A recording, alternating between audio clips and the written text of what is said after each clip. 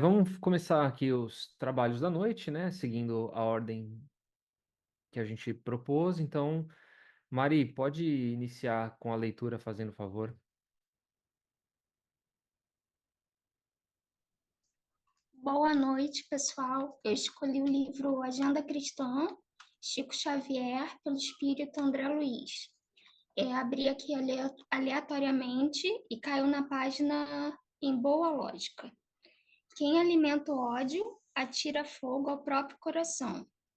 Quem sustenta o vício encarcera-se nele. Quem cultiva a ociosidade faz neve em torno de si. Quem se encoleriza é inquisidor da própria alma. Quem estima a censura lança pedras sobre si mesmo.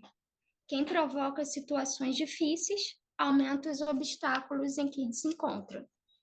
Quem se precipita no julgar é sempre analisado à pressa. Quem se especializa na identificação do mal dificilmente verá o bem. Quem não deseja suportar é incapaz de servir. Quem vive colecionando lamentações caminhará sob a chuva de lágrimas. Então, vamos para a nossa prece. Então, convido a Camila para fazê-la. Eu posso fazer essa, ela faz a outra, quer trocar, amiga? Se o áudio tá com problema? Tanto faz, qualquer coisa, senão eu faria também. Bem, faz agora então, Ellen. Qualquer coisa eu faço no final, tá? Pode ser? Tá bom. Tá, ok. Muito Então, obrigado. fechemos nossos olhos da matéria. Imaginemos o Mestre Jesus a caminhar conosco numa estrada, a nos envolver com o seu suave caminhar, a sua presença tão doce, tão meiga. E ele nos faz o convite e traz nas mãos o Evangelho e nos entrega. Ele tem a confiança e a certeza de que nós faremos bom proveito desse livro que ele nos entrega e que nós vamos ser estudantes, aprendizes e vamos caminhar e lembrando sempre dele, das suas palavras, das suas vibrações, do seu infinito amor, não somente por nós, mas por toda a humanidade. Acreditar no melhor que já trazemos, acreditar no amanhã, fortalecer nosso coração na esperança, na caridade, permitir que o novo homem possa prosperar, possa compartilhar, possa perceber as verdadeiras dádivas da vida. E assim, unidos como irmãos, nós possamos nos auxiliar sempre, que possamos sair mais de nós e possamos ter esse olhar atento, um olhar que acolhe, mãos que acalantam, lábios que falam, palavras edificantes, de esperança, de luz, à multidão de aflitos, que espera beber ardentemente dessas palavras que estão contidas nesse livro. Sejamos cartas vivas, como disse Paulo, e façamos o devido esforço da vontade plena de acatar, de sentir as vibrações dos irmãos que nos envolvem, que muito nos amam e que nos inspiram a cada dia, a cada manhã. Muito obrigada, Pai, por esses instantes de luz. Possa nosso estudo ser proveitoso, trazer discernimento à nossa razão e cada vez mais despertar a nossa consciência. Muito obrigada, amigos e irmãos. Que a serenidade, a luz e a paz envolvam todos. Que assim seja. Assim seja, lindas palavras, Ellen. Muito obrigado. Beleza, vamos seguir aqui. A gente vai pegando a mão. Se aparecer alguém aí, você me avisa. Vai aparecer a notificação aqui para mim também, tá? Na Graça não tinha aparecido, então apareceu quando ela chamou mesmo. Então vamos falar então da proibição da evocação dos mortos. Capítulo 12 da primeira parte, Céu do Inferno, Allan Kardec. Então, a gente vai começar falando hoje desse assunto que gera um pouco de polêmica, né? É um assunto, às vezes, até bastante desgastado para o movimento espírita, porque é um dos, talvez, top 3 argumentos aí que levam outras pessoas de outras religiões também cristãs a refutarem o espiritismo. E nesse capítulo, a gente vai ver como o Kardec conseguiu, de uma forma muito maravilhosa, né, e bastante lógica, organizar argumentos, contra-argumentos sobre essa não possibilidade de se comunicar com os mortos. Eu disse que é um dos top 3 e, assim, eu não sei a Aninha em relação ao perfil dela no YouTube, acho que a Camila também tem vídeos no YouTube, né? Muitos vídeos eu recebo esse tipo de comentário, né? E a galera vai lá e posta o quê? Para argumentar contra, para refutar contra, eles vão lá e colocam qual é a aonde está, né? Em que parte do Velho Testamento está a parte que diz que não se pode evocar os mortos. E são várias. E a gente vai ver algumas delas hoje.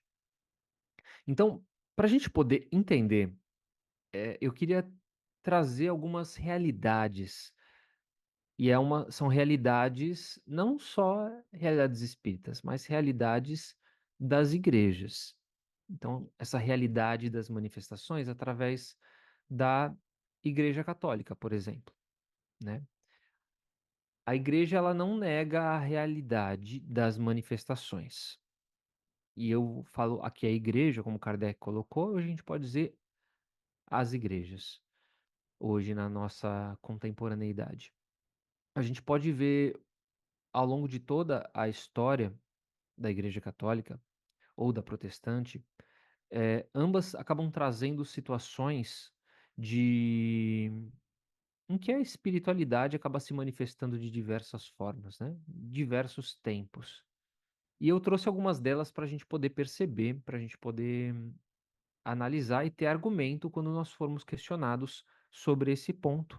Então, eu quero começar trazendo aqui da Igreja Católica. A Igreja Católica tem uma situação conhecida como as aparições marianas.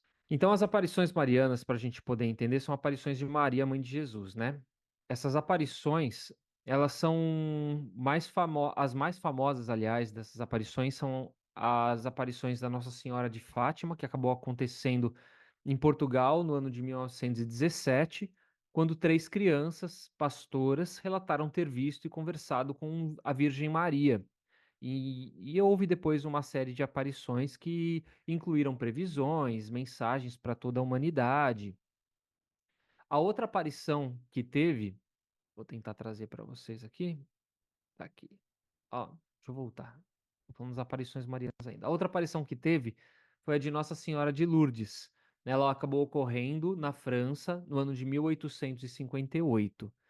Nela, uma mulher chamada Bernadette Soubirous, não sei falar em francês, né, que nem a Ana, a nossa pronúncia é muito boa no francês, né?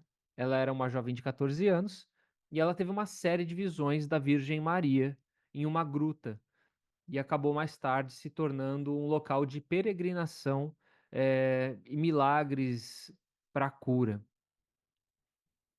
trazer aqui para vocês, vai ficar com esse risco aí, não sei porquê, mas enfim.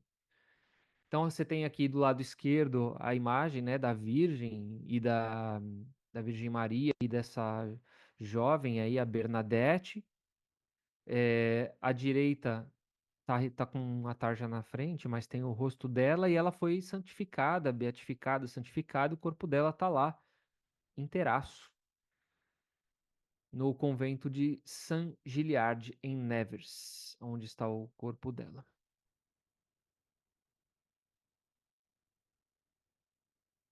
Voltando para as manifestações, outra manifestação comum na Igreja Católica é a manifestação dos estigmas. É,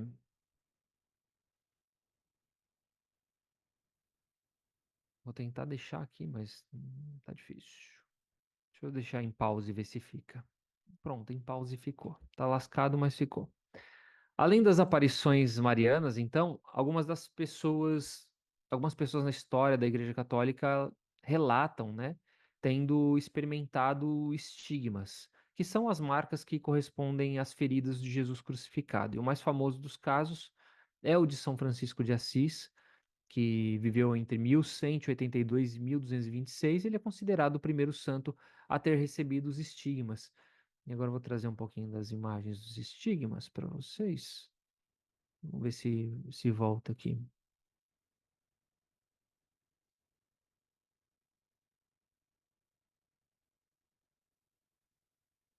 Vai ficar essa tarja horrorosa aí.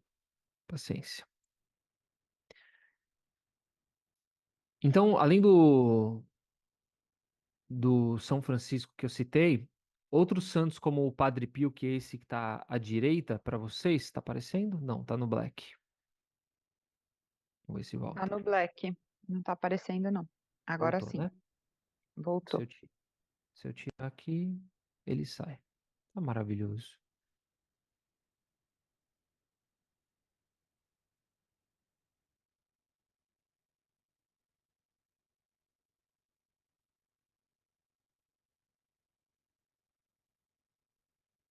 Eu tô apanhando aqui, tá, gente?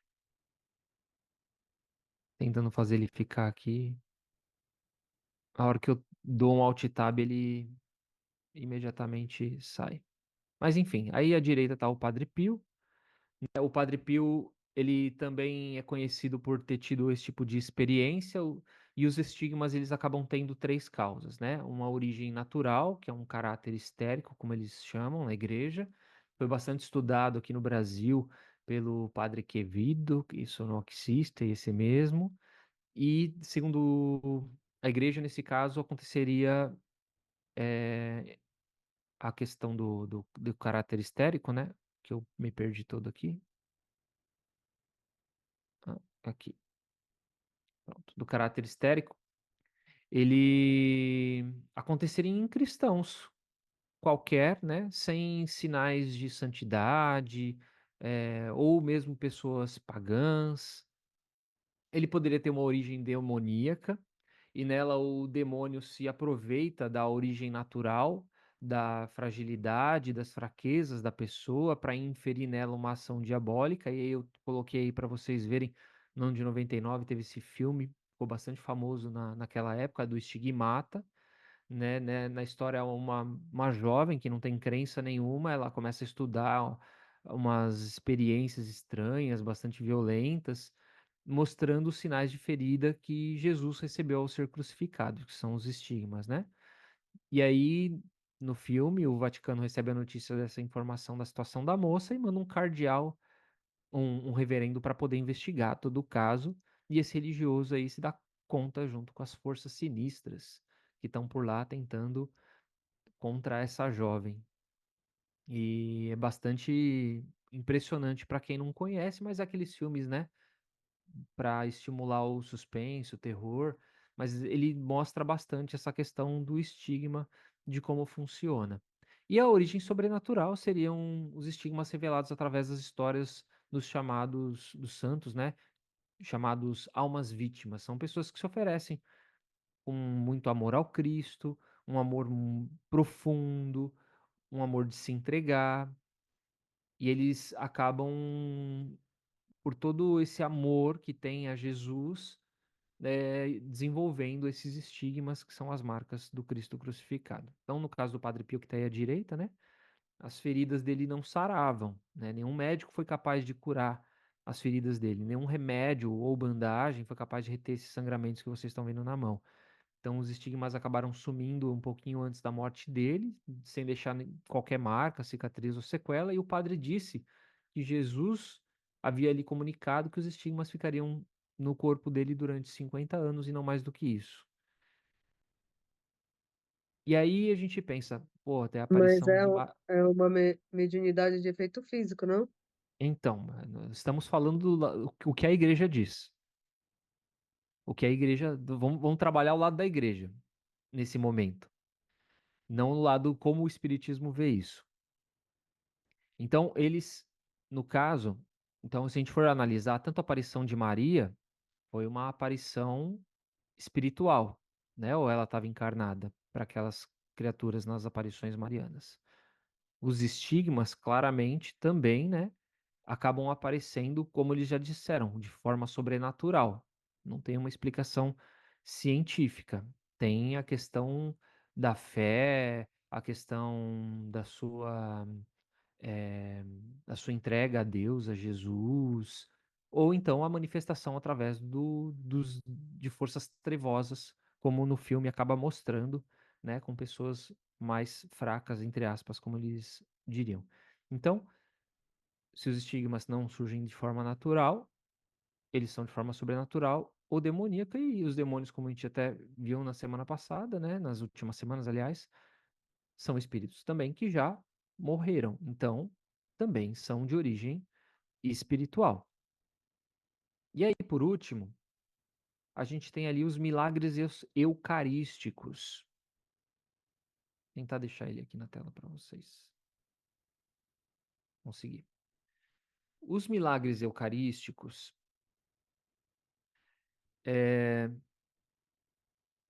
são milagres onde a hóstia consagrada, de fato, fisicamente se transforma em carne ou sangue. Então, um exemplo famoso é o milagre de Lanciano que teve na Itália no século VIII, né? Nele, tem a história de um monge da ordem de São Basílio que estava celebrando na igreja e no fim da consagração a hóstia se transformou em carne e em vinho, em carne e o vinho se transformou em sangue dentro do cálice. E aí foi feito um exame das relíquias científico, nos anos de 1970, 71 e depois refizeram ele em 81, recente, tá? 1900. 81, pelo professor Ordoaldo Linoni, que eu vou colocar a imagem dele aqui para vocês verem, que é o da esquerda, o da direita aparece o canal, né? E o da direita é o Ruggiero Bertelli, que o auxiliou nessa pesquisa, nesse estudo científico. E estabiliza aí, meu amigo. E nessa pesquisa científica que eles fizeram, eles relataram os seguintes resultados, né?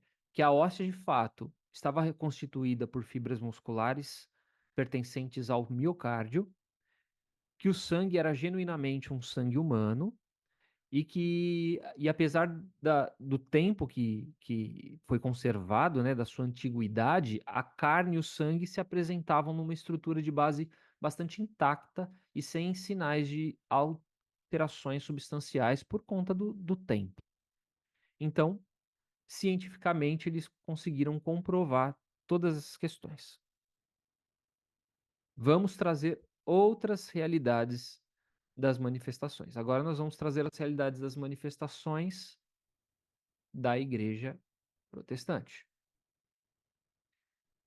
Então, como eu disse, né, no livro Kardec cita só a igreja católica, a igreja evangélica não tinha, né, toda a força que tem hoje. E hoje, querendo ou não, existe muita força o protestantismo na sociedade brasileira, com certeza, né? Mas será que eles também possuem algumas manifestações? Então, a primeira delas que eu vou trazer não é essa imagem que está aparecendo equivocadamente. A primeira delas que vai aparecer para vocês é a cura pela fé. Então, muitas igrejas protestantes, especialmente aquelas de tradição mais pentecostal e carismática, acabam relatando, né, curas físicas e emocionais através da oração e da imposição de mãos, muito parecido com o que a gente já conhece, né? E essas curas a gente vê frequentemente ah, na TV, né? A gente vê, eles são bastante divulgados, né? E eles alegam que a presença ativa do Espírito Santo naquele momento, auxiliando, ajudando as pessoas, libertando elas dos vícios, como por exemplo, né? Outra forma que as igrejas evangélicas têm de manifestação é falar em línguas. Acho que vocês já devem ter visto isso, né? Falar em língua é um fenômeno bastante comum nessas mesmas igrejas, principalmente as pentecostais, e nelas os fiéis acabam falando línguas desconhecidas como um sinal de batismo do Espírito Santo. E esse fenômeno ele é interpretado como uma manifestação mesmo direta do próprio Espírito Santo. Para quem não sabe, o falar em línguas é um dom bíblico, né? Segundo as igrejas evangélicas. Ele acaba. Eles entendem que quem possui essa capacidade de falar um outro idioma sem ter aprendido é uma pessoa sagrada, né? E o objetivo é anunciar a salvação e a boa notícia por meio do Cristo. Para a gente entender um pouquinho da história, o falar em Bíblia, em línguas, e tem um nome, né, que é o glossolalia, nesse caso a religiosa, ele é narrado na própria Bíblia, no livro do Atos dos Apóstolos, no dia de Pentecostes.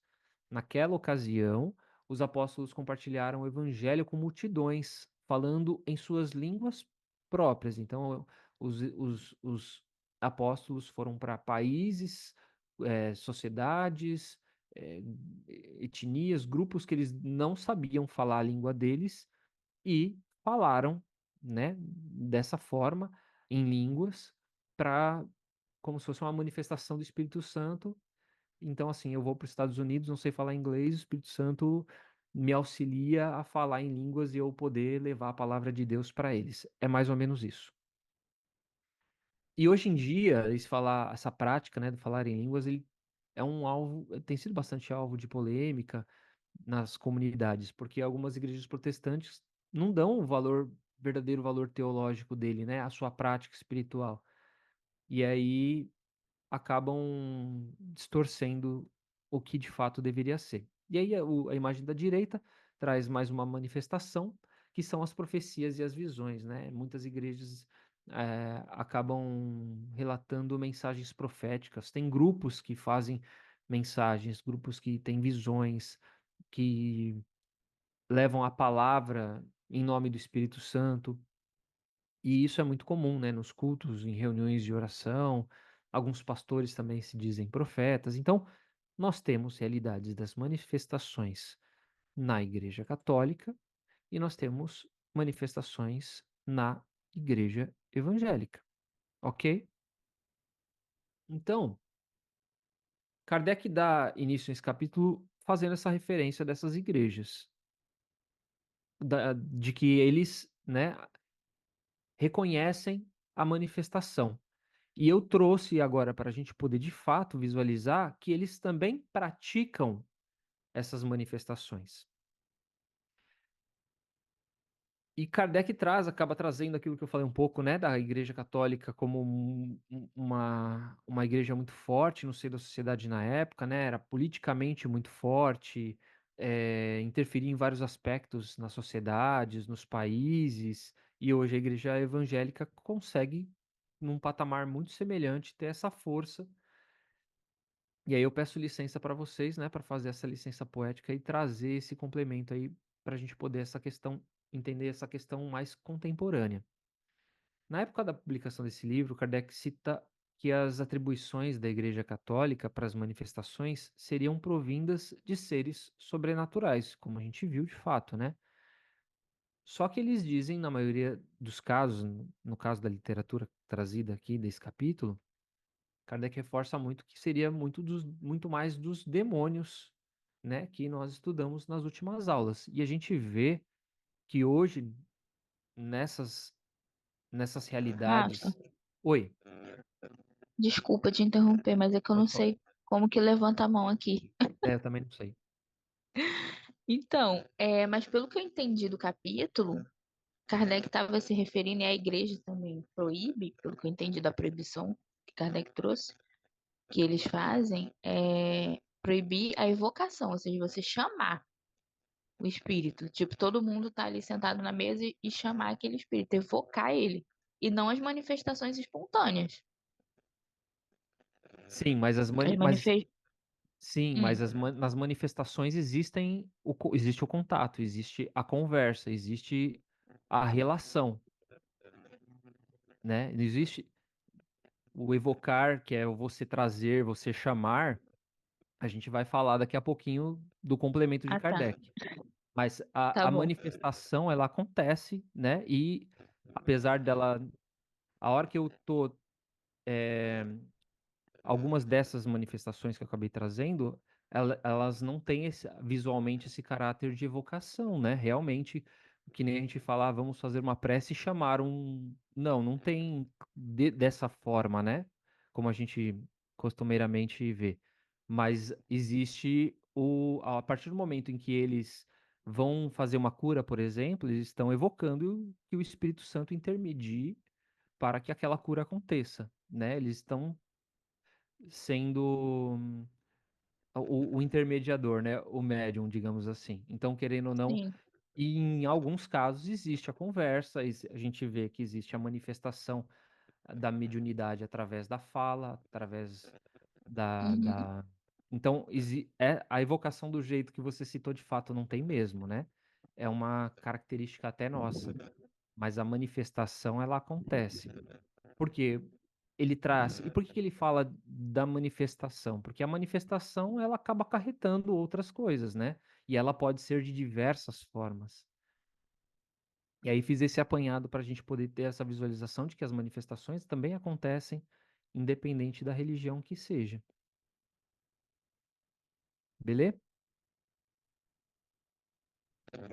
Sim. Posso dar continuidade aqui? Tô vendo que vocês estão discutindo aqui a questão de levantar a mão, né? Também não vi. Estamos tentando entender aqui. Vamos aprendendo. Então, como Kardec acaba trazendo no início do capítulo, a maioria das manifestações que aconteciam eram justamente por conta dos demônios e tudo mais, e mais uma vez, né, os demônios são criaturas que foram criadas para colocar o medo nas pessoas, impedir elas, inclusive, de fazerem essa evocação, né? Para que justamente, olha, só vai trazer coisa ruim aqui, é melhor evitar de fazer isso. E aí cria-se toda essa metodologia mais terrorista, né? Dentro do movimento espírita, inclusive, quando a gente fala que não se pode se manifestar a mediunidade em casa, só dentro do centro espírita e tudo mais. Coisa que a gente, às vezes a criatura não tem nem como controlar, né? Não sabe o que está acontecendo com ela. E levianamente, em vez de ter um caráter orientativo, ela acaba tendo um caráter muito mais eh, questionador ou criando regras. Então, tanto a proibição da evocação dos mortos pela igreja, a gente não vê, né? Não vê uma vírgula sequer no Evangelho do Cristo, assim como também no uso da mediunidade. Não tem uma vírgula na codificação espírita. Muito pelo contrário, né? A gente estuda dentro do livro dos espíritos, do livro dos médiuns, essa questão de evocar, né, da conversa, de a prece não deixa de ser uma evocação. E aí, deixa eu ir tentando mudar aqui.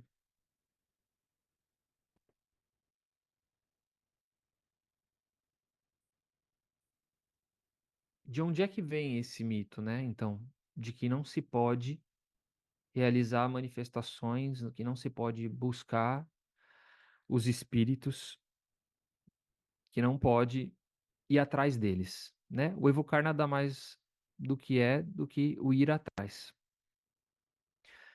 Então, esse mito vem da proibição feita por Moisés e está lá em diversos pontos do Velho Testamento, onde a gente acaba encontrando algumas indicações de restrições, justamente para que essa comunicação com os mortos não aconteça, né? Essa busca atrás dos mortos não aconteça. E eu vou trazer aqui só o primeiro que Kardec recorta já com alguns entendimentos das mesmas, um pequeno cortezinho que ele traz logo no início, e vocês podem acompanhar se estiverem com o livro, né? Então, o primeiro deles é esse aí de Levíticos, que diz o seguinte: Não vos afasteis do vosso Deus para ir procurar mágicos, nem quirais os adivinhos para não vos contaminardes com eles. Eu sou o Deus, vosso Senhor. E aí aqui Moisés basicamente o que ele faz nessa mensagem? Ele proíbe práticas ocultas, né? Fala dos mágicos e dos adivinhos, alega a possibilidade de uma contaminação espiritual, né? Para não vos contaminardes com eles e reforça a importância da exclusividade ao culto a Deus. Vamos para a segunda.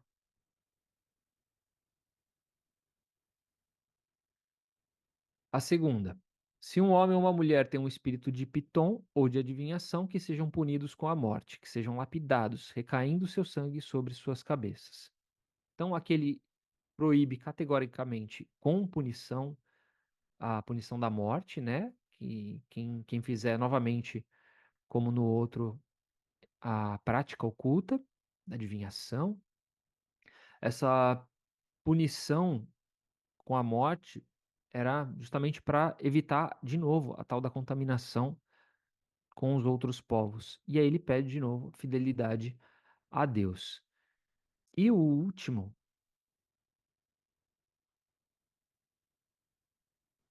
quando entrardes na terra que o Senhor vosso Deus há de vos dar, tomai muito cuidado para não imitar as abominações desses povos, e que não se encontre entre vós quem pretenda purificar seu filho ou sua filha, fazendo-os passar pelo fogo, ou que consulte os adivinhos, ou que leve em consideração sonhos e presságios, ou que use de maldições, de sortilégios e de encantamentos, ou que consulte aquele que tem o espírito de Pitom e que pratiquem adivinhação, ou que interroguem os mortos para descobrir a verdade, pois o Senhor abomina todas essas coisas e destruirá a vossa chegada às nações que cometem esses crimes, está em Deuteronômios. E aqui ele proíbe, basicamente, né, de uma forma mais completa, que já vinha desde a primeira ali, né? Proíbe as práticas ocultas, sacrifícios humanos, as adivinhações, proíbe porque só Deus pode ser adorado, né?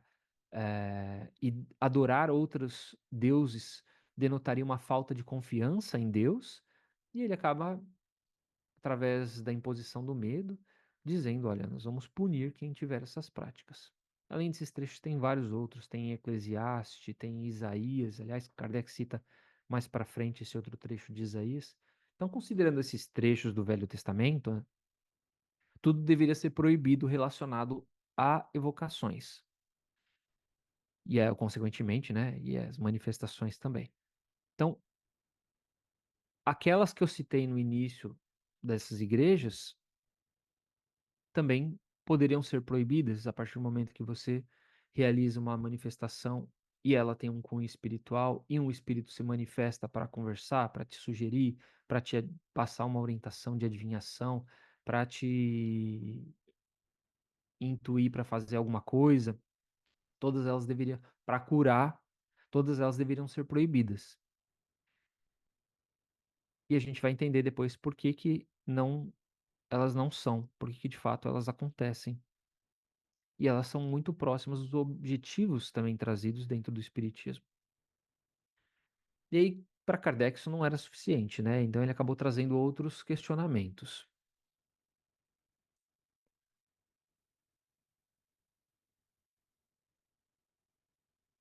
Então, muitos hábitos, costumes daquela época, querendo ou não, já estão ultrapassados, né, gente? A gente está falando de coisas que aconteceram entre 4, 5 mil anos atrás. As sociedades, elas já não são mais as mesmas. As culturas já não são mais as mesmas. Os continentes, diversos continentes foram descobertos, diversos, né? Alguns continentes foram descobertos, a tecnologia ela é totalmente futurista. Então, por que que algumas religiões ainda acabam seguindo esse padrão que está totalmente fora do tom? E aí, para responder isso, Kardec vai buscar lá no cerne, resgatar os motivos que levaram Kardec, a Moisés a criar essas leis, para poder a gente poder ter essa compreensão e também para a gente poder justificar eles à época, ou seja, passar um pano.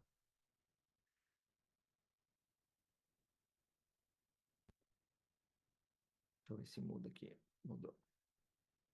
Então, vocês se lembram que um dos pontos dessas passagens é sobre a não contaminação do povo hebreu? O povo hebreu passou entre 200 e 450 anos sendo escravos lá no Egito, né? Passou vários séculos. E essas datas são bem largas aí, entre 200 e 450 anos, porque tem divergência entre a Bíblia e os historiadores, mas de fato são centenas de anos. E estando há tanto tempo em outro país, outra cultura, querendo ou não, eles acabaram absorvendo esses costumes dos egípcios, alguns costumes dos egípcios. E isso me lembra, inclusive, a o que está acontecendo, né, com a sociedade portuguesa reclamando que as coisas estão ficando abrasileiradas lá, né? Os jovens estão falando a língua o português do brasileiro, alguns hábitos do brasileiro estão indo para lá e eles estão reclamando isso. Só que quando eles vieram para cá, eles fizeram exatamente isso, né? Há 524 anos atrás. Então, querendo ou não, as culturas acabam se mesclando, se divergindo.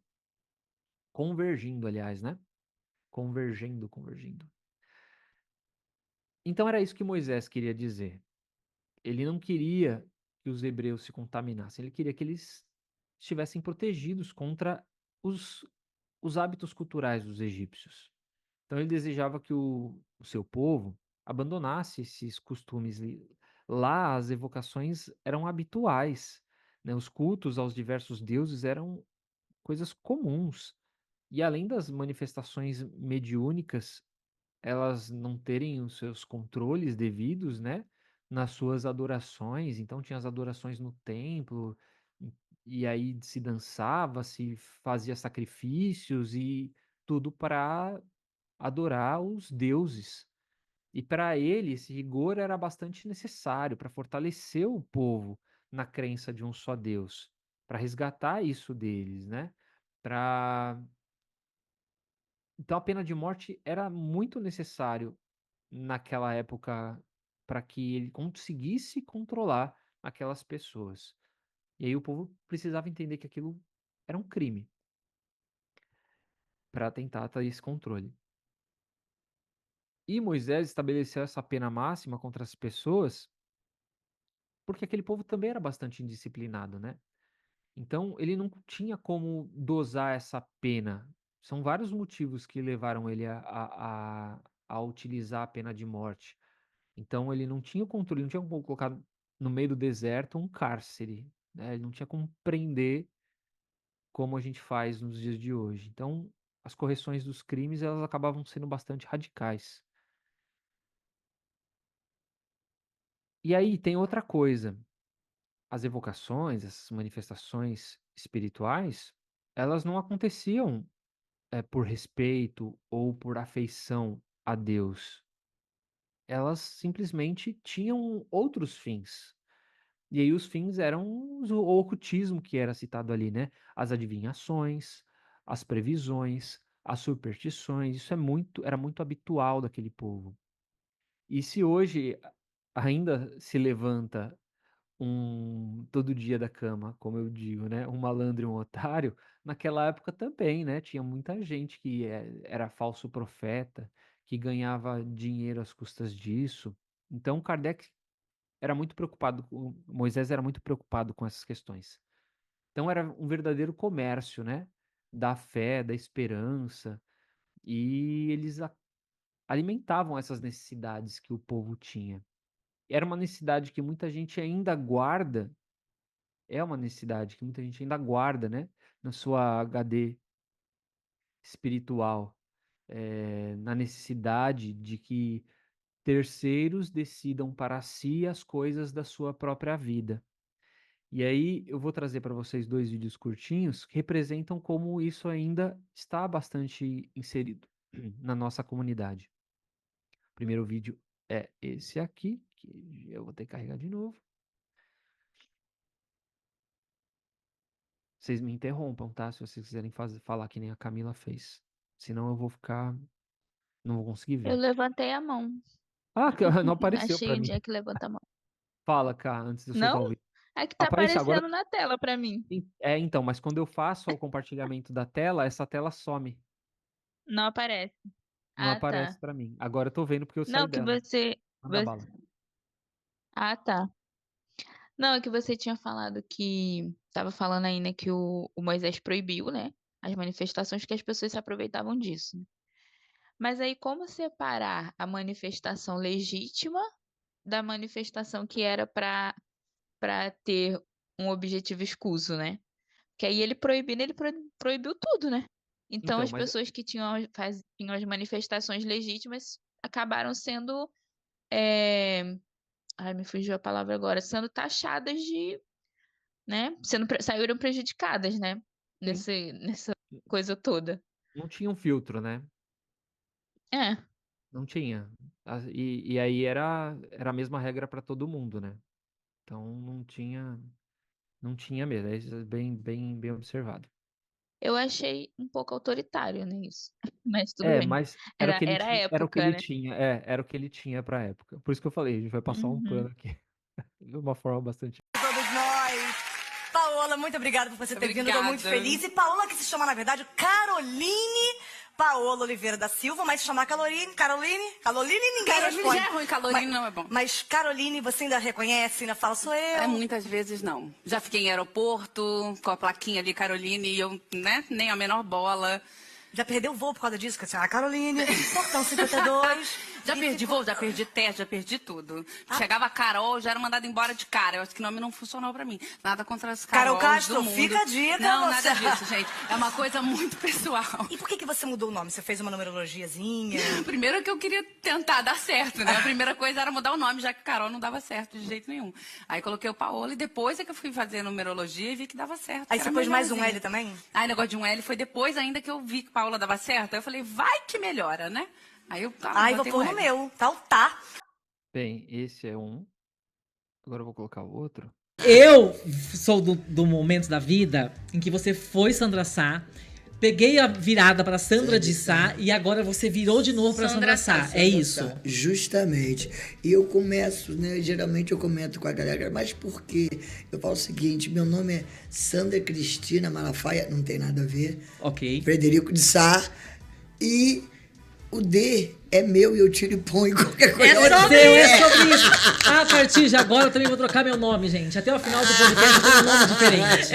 Eu acho, Fabrício. Mas porque assim, antigamente, na primeira mudança, teve alguma coisa de astrologia, numerologia? Não, é sempre, é numerologia. Ah, e agora você fez de novo. E é... Numerologia. Não, é um ciclo, a gente vai fazendo, né? A gente vai se atualizando. Não tem uma parada do computador, você atualizar? Sim. Então, pô. Bem, tá aí então as duas referências aí de que hoje em dia, então, é muito comum, ainda é muito comum, né? Essa busca, essa necessidade aí de tentar dar certo, como a Paula acabou comentando, né? Depois de tantas e tantas encarnações, as almas ainda têm essa necessidade, e é muito mais comum no mundo artístico. E aí o Daniel acabou reforçando, né, na aula passada, né, que nenhum espírito puro vai vir aqui para falar com quem que a gente deve casar, quais os números da loteria a gente deve jogar, qual nome nós devemos usar, se a gente deve ficar ou deve sair do emprego, enfim, um espírito puro, um espírito de luz, um espírito que vem instruir, não vai dar esse tipo de informação. Então, que espíritos será que estão se comunicando para trazer essas informações e ajudar esses artistas? É só uma questão para levantar, né? Porque a gente sabe que a espiritualidade maior tem muito mais o que fazer do que vir aqui passar recado para ficar ajudando a nossa vida, né? Isso é uma responsabilidade nossa. E eles fazendo isso estariam interferindo na nossa liberdade de escolha, né? Estaria tirando o livre-arbítrio e essa responsabilidade de nós. Então, só para a gente conseguir trazer uma reflexãozinha em relação a isso. Alguém quer comentar alguma coisa antes da gente voltar? Eu lembrei que se hoje em dia a gente ainda tem essa curiosidade, às vezes, de querer saber através de tarô e outros oráculos, imagina na época dele, realmente. Como é que ele ia fazer o controle dessa banalização que era, se não tivesse essa necessidade de colocar essa disciplina, né? Medidas para ter disciplinas. Então, se hoje a gente olha para o nosso mundo e vê que ainda existe essa curiosidade, essa vontade de saber, de querer, né? Na época dele, então, que eles vieram de religião que era politeísta, a coisa era mais pega pra capar, vamos dizer assim, né? Era mais difícil ainda. Pois é, Então, não complicado, tinha né? como, né? A gente vê o Pois é, cenário e a gente vai entender perfeitamente. Aí a gente faz a ligação, né? O link. sim, sem dúvida. Eu tô vendo que todo mundo agora vai começar a colocar 2 L's no nome, né? Eu também vou fazer isso. Vamos ver se dá certo. A Graça pode colocar 2 Y's no final.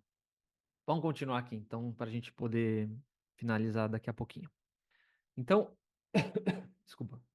Moisés tinha razão, né, no seu conceito, como a Ellen acabou fazendo a observação.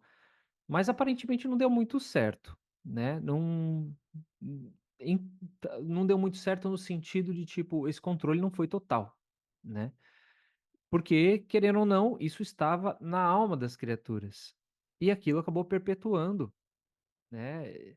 E elas acabaram como na como eu vou trazer aqui para vocês. Deixa eu ver se aparece aqui. Adorando lá o bezerro de ouro, né? Eh, como, como Deus. E a gente vê isso trazido de outros povos. Então, eram os gregos, eram os romanos, eram os egípcios, aqueles que adoravam os deuses da natureza, a mãe terra. Então, eram muitos povos politeístas na época. Imagina segurar tudo isso, controlar tudo isso. É dificílimo, né? E aí a gente vê essa história se repetindo depois de tudo isso. O bezerro de ouro foi adorado, né? Moisés puniu. Aí a gente teve também lá na Idade Média aquelas pessoas que praticavam o ocultismo ou que manifestavam a mediunidade e no final das contas elas acabavam mortas pela igreja. E o espiritismo, querendo ou não, surge logo depois não, né? Muito tempo depois, para mostrar que a comunicação tem um objetivo moral, um objetivo consolador e um objetivo também religioso. E aí a igreja vai lá e queima os livros. Então, o espiritismo ele não pede que os pais sacrifiquem os seus filhos. Ele não derrama, não pega uma cachaçinha na porta do bar, joga no chão e fala que é para o santo. Ele não interroga, né, os astros, os mortos. Ele não lê búzios, ele não lê as cartas para poder prever o que vai acontecer, porque ele entende que o futuro, de fato, ele é oculto, né, por uma necessidade evolutiva de cada um de nós. E o espiritismo, de fato, repudia tudo isso e repudia também o comércio das faculdades mediúnicas. E aí vocês se lembram, né, que eu citei das evocações feitas lá pela igreja e eles defendem essas manifestações que acontecem com qual argumento, né, com qual bandeira? Eles dizem justamente que esse tipo de manifestação ocorre porque são experiências que estão sempre a serviço da fé em Jesus e também na salvação das almas. Então, o Espírito Santo se manifesta, ou seja, são para coisas boas, né? Então, eles não vão fazer aquilo para coisas ruins, só para coisas boas. É o argumento que eles usam. Acontece a manifestação? Então, acontece, mas eles dizem que é para coisas boas. O Espiritismo diz o quê? Que a sua manifestação é pelo desejo de que nós possamos nos instruir, nos aprimorar. E aí, semelhante aos nossos irmãos, também consolar as almas dos sofredores. Então, a lei de Moisés não aplica a eles e não se aplica a nós espíritas, como a Camila falou, né? Objetivo, se for só para conexão com Deus, ele é válido. A questão é, e o controle disso? E quem garante isso, né?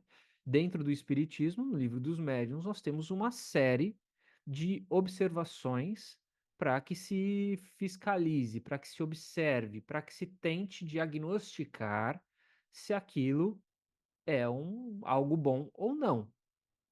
E existem vários, e foi feita toda uma investigação para que isso seja avaliado. As outras religiões têm os seus métodos. E aí vai de cada um e da consciência e da responsabilidade de cada um de como essa manifestação vai acontecer e se ela de fato segue esse preceito trazido por Moisés lá atrás, que é o de adoração a Deus e de culto a um Deus apenas. Mas se a gente faz todas essas manifestações, por que que nós somos perseguidos? Por que só nós somos perseguidos, né? Nós, eu digo nós, os espíritas.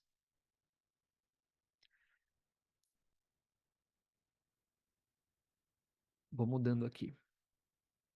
Nossa, vocês estão falando muito aqui no chat, gente. Não esquece de falar, me interromper caso queiram falar, tá? Eu não vou conseguir ler o chat. Eu acho que é por causa dos preconceitos, né? As pessoas, elas não procuram se informar e já saem julgando, né? Sim. Fala espiritismo, aí já, nossa, meu Deus, sabe? Aí já acha que tem alguma coisa mirabolante, alguma coisa sobrenatural. E aí, E é quando você vai justamente, estudar, você vê que é tudo tranquilíssimo, não tem nada demais, é tudo supernatural. tem nada do que se imagina, né? Mas foi colocado, né, na mente do popular dessas questões sobrenaturais serem algo errado, que não enxergam como a gente enxerga. E aí a gente vê, né? Pô, mas os caras fazem e a gente não pode fazer. São formas diferentes, talvez, mas o objetivo é o mesmo. Mas eles não sabem do nosso objetivo, né? Então a gente sempre fala dessa parte das leis mosaicas. É, E também, só rapidinho, é porque faz pode lembrar isso que falar, a Ellen. Camila falou, e lembrar também que é uma forma de dominação, né? Porque senão fica aquela história, é tudo do diabo, como a gente está estudando, né? E a questão do medo é uma forma de controle. Então, por Perfeito. isso que eles não querem que tenha essa visão que o espiritismo abrange, né? É uma Exatamente. forma de Poder, controle, né? É. poder. Então é isso.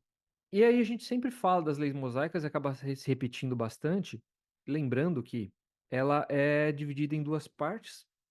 Então a gente tem lá as leis de Deus, que são representadas ali pelos 10 mandamentos recebidos por Moisés de Deus, né, que foram divulgados ali no Monte Sinai, e tem as leis civis e as leis civis e disciplinares, né, ou disciplinares, que são as outras leis que fazem parte de todo o Velho Testamento.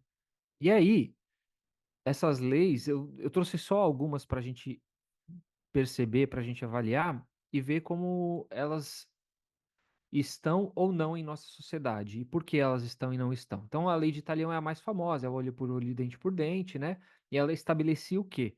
Um princípio de justiça retributiva. Então, o cara foi lá, cometeu uma atrocidade, ele vai receber uma punição na atrocidade no mesmo grau que ele cometeu, né? Um crime proporcional ao que ele é um crime pagando com outro crime, né? A lei do descanso sabático é uma lei que instituía um dia de descanso semanal para todas as pessoas, incluindo escravos e animais. E essa lei é interessante porque a nossa sociedade ficou tão maluca por conta do capitalismo, né, e da necessidade de ganhar dinheiro que as pessoas só estão voltando a pensar em descanso agora, né? Que já não tem mais saúde mental, que já tem muito burnout, que não estão mais aproveitando a família, e agora meio que elas estão voltando nessa questão de ter qualidade de vida e que precisa diminuir um pouco a quantidade de trabalho que faz. E é muito curioso ver isso, que era uma lei que já existia lá antes, inclusive animais escravos, olha que curioso.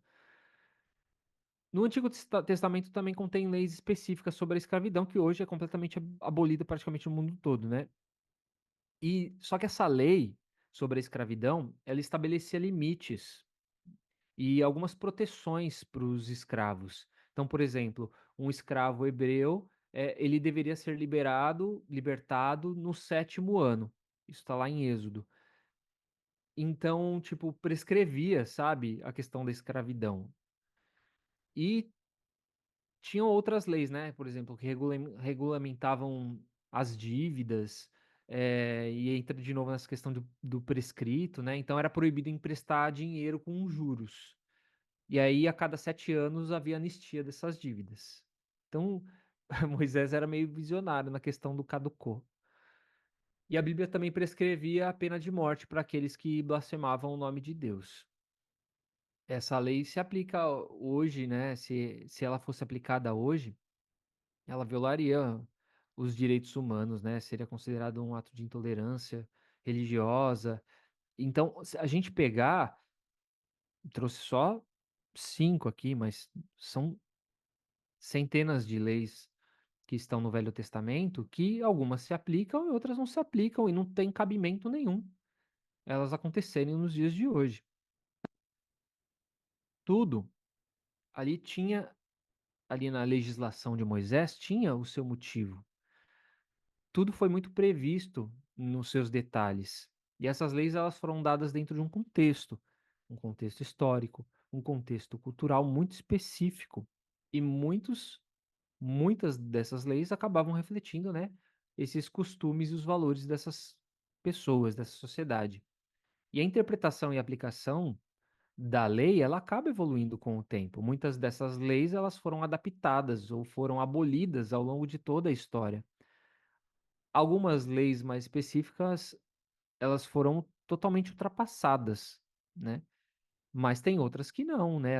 Aquelas que possuem um princípio de justiça, um princípio de compaixão, na busca da vida justa, que nem aquela do descanso sabático, né? Elas continuam sendo bastante relevantes na nossa sociedade, talvez de forma adaptada dentro das diversas culturas.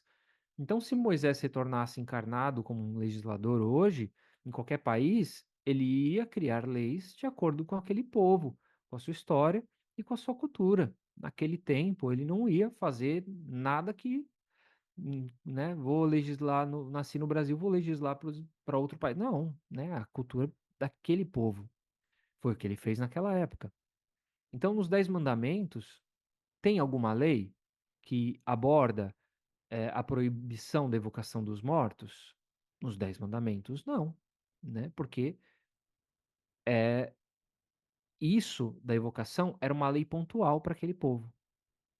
Então, os irmãos de outras religiões podem até desconsiderar, ou considerar, perdão, que todas as leis foram ditadas em nome de Deus. Eles podem ter essa consideração, né? Pode até considerar, mas aí vem os questionamentos que Kardec acaba trazendo para refletir. Então, por que. Nossa, faltou esse porquê era para ser separado, perdão, erro de português. Então, por que que os mandamentos eles acabam. Não está aparecendo. Por que que os mandamentos eles se limitam só ao decálogo, né? Os principais, os que de fato são os mais importantes, e não são, em vez dos seus 10 mandamentos, são os 100 mandamentos. Só ficou registrado como importante os 10 mandamentos. São as leis que servem para todo o tempo, inclusive os atuais. Se esses mandamentos, se essas leis, perdão, elas estão separadas, é porque claramente elas foram reconhecidas como atemporais e temporais. Se todas essas leis emanam de Deus, por que que algumas não são obrigatórias nos dias de hoje, como a gente viu? Senão a gente teria pessoas escravas até os dias de hoje. E por que que elas foram abolidas da sociedade? Porque a sociedade evolui. Então, Deus teria se equivocado? Ele teria errado ao ter feito isso, né? Ao ter colocado essas leis separadas? Não, obviamente que não. Então, o que a gente precisa entender é que os legisladores daquela época, né, Moisés, todos aqueles que vieram após ele, utilizavam talvez do argumento, inclusive, da divindade, para que as leis tivessem mais autoridade. Aliás, a igreja fez muito isso, né? Então, determinadas leis são criadas para mostrar quem manda. E se com tudo isso as leis ainda tinham essa dificuldade de ser cumprida, imagina com o passar do ano, dos tempos e chegando até os momentos atuais, né? A resistência, ela é algo contínuo, né? Aquilo que se vai com o tempo sempre vai ser questionado, sempre vai ser interrogado, sempre vai ser buscado os porquês. E então, consequentemente, algumas coisas vão, entre aspas, né, saindo da realidade daquela sociedade. Então, a gente vai parar por aqui para a gente não se alongar muito e a gente finaliza o capítulo na próxima semana, espero eu, com a tecnologia mais ajustada. Vou ter que me adaptar aqui também para que não fique tão ruim para vocês. Agora eu vou ler aqui os comentários. Posso ler os comentários de vocês? Vocês vão me xingar. Já tem. Olha, a Pri falou que já jogou tarô, mas eu conheço um monte de gente que já jogou tarô. Minha esposa já jogou tarô. Mas a gente vai tendo também essas percepções, né? A gente vai vendo que, tipo, a gente vai fazer, mas será que é isso mesmo? Será que isso serve pra mim? Será que eu preciso? Será que é verdade? E aí a gente vai ver que talvez não, né? Aí os comentários estão ótimos aqui, não vou nem discutir. Alguém quer falar alguma coisa sobre o que a gente conversou? Querem trazer alguma coisa? Não vou discutir o cuscuz. É brincadeira, até que discussão do cuscuz vocês trouxeram aqui. Alguém quer fazer mais algum apontamento? Jogo do compasso é sacanagem. Não? Então tá bom. Aí, então, semana que vem a gente finaliza esse capítulo. Eu vou convidar a Camila pra gente fazer o encerramento do estudo de hoje. Então, gente, vamos fechar nossos olhos, se conectar com a espiritualidade, com Jesus e agradecer, né, por essa noite de estudo, ter corrido tudo bem, mesmo com alguns percalços, mas que o estudo fluiu tão bem e foi tão proveitoso para todos nós. Que possamos concluir nessa noite da melhor forma e que o nosso restante de semana seja abençoado e o próximo estudo que estejamos aqui novamente, juntos, nesse aprendizado que nos faz tão bem. Gratidão. Obrigado, cara. Obrigado também, gratidão aí pela participação de vocês. Se vocês forem fazer a leitura do capítulo, tiverem mais dúvidas, tragam na semana que vem. Vamos debater, discutir, entender. E muito obrigado aí pela colaboração, pela participação de todos vocês. Boa noite para todo mundo. Beijo. Boa noite. Boa noite. Gente, obrigada. Boa noite.